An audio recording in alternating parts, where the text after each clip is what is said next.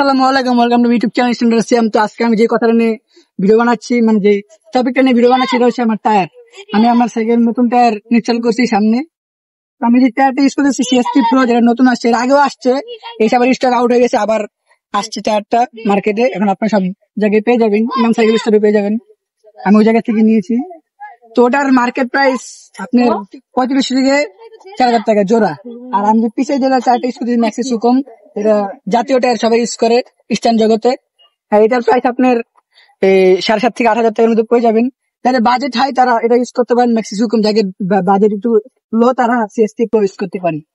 ঠিক আছে, অনেক গ্রিপটা অনেক ভালো।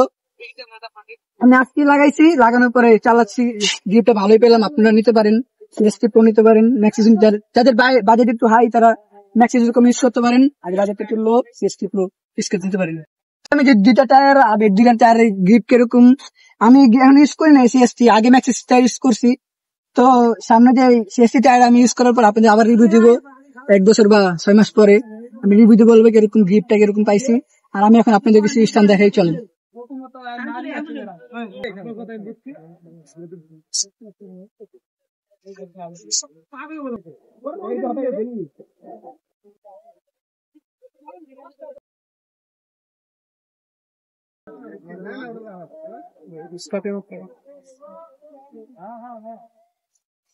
তো গাইস, এখানে অনেক ইটের কারণে রোলিং মারা যাচ্ছে না, তো রিস্ক আছে, রোলিং মারতে পারছি না। তো আজকের এটুকুই, বাই বাই, টাটা।